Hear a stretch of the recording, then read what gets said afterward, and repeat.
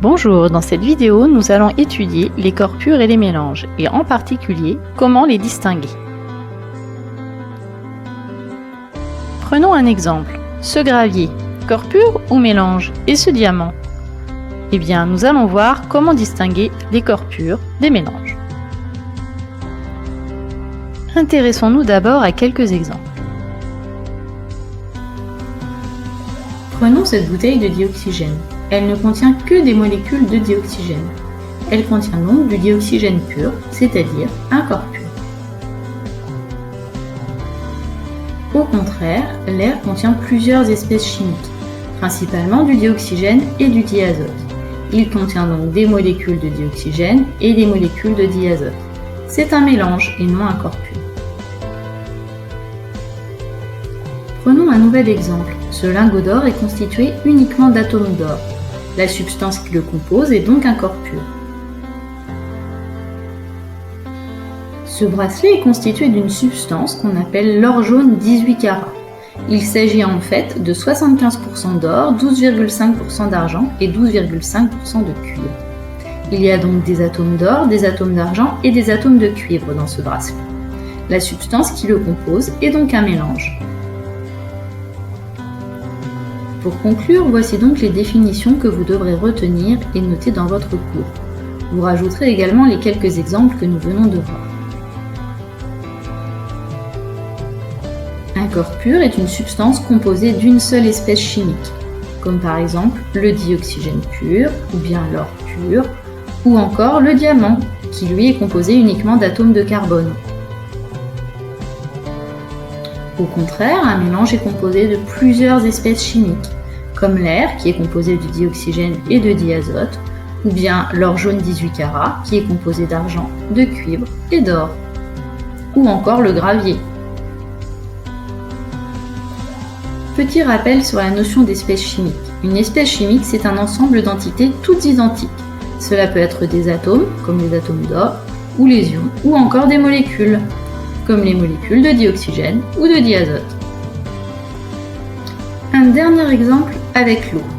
L'eau, elle peut exister à l'état de corps pur ou bien de mélange.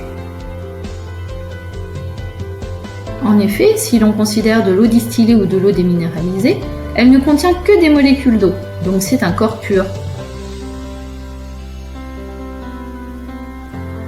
Au contraire, si on prend cette eau boueuse prélevée dans la nature, on voit bien que c'est un mélange.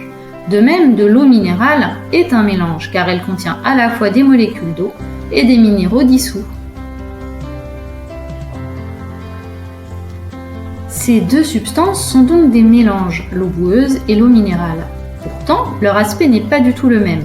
En effet, l'un est un mélange homogène, tandis que l'autre est un mélange hétérogène. Voyons maintenant comment distinguer les mélanges homogènes des mélanges hétérogènes. Reprenons notre exemple. Si l'on observe de l'eau boueuse, on peut voir distinctement qu'il y a dedans de l'eau et des saletés, donc au moins deux composants. Si l'on regarde l'eau minérale, on ne voit pas la différence entre les molécules d'eau et les minéraux dissous, donc c'est un mélange homogène. Nouvel exemple avec ce jus d'orange. On voit distinctement au fond du verre la pulpe et au-dessus un jus plus limpide. Il s'agit donc d'un mélange hétérogène, car on distingue à l'œil nu au moins deux composants. A l'inverse, cette statue est faite de bronze. Le bronze est un alliage de cuivre, de plomb, d'étain et de zinc. Le bronze est un mélange homogène, car on ne voit pas à l'œil nu les différents métaux qui le constituent. Voici donc les définitions à retenir que vous devrez noter dans votre cours en les agrémentant des exemples vus précédemment. Un mélange est homogène si on ne distingue pas différents constituants à l'œil nu. Nous avons vu comme exemple le bronze ou encore le minéral. Au contraire, un mélange est hétérogène si on distingue au moins deux constituants à l'œil nu, comme par exemple dans de l'eau boueuse ou du jus de fruits avec pulpe.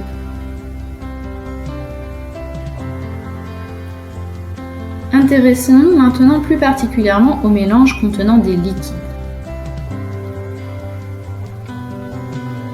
On peut voir sur ces photos que certains liquides forment des mélanges homogènes, comme par exemple le sirop de fraise et l'eau.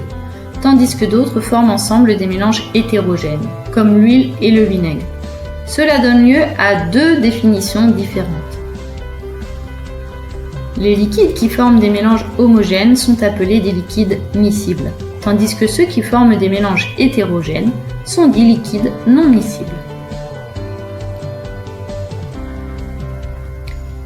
Pour finir, voici quelques exemples.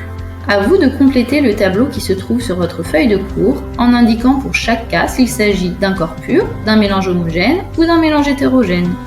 Allez, au travail!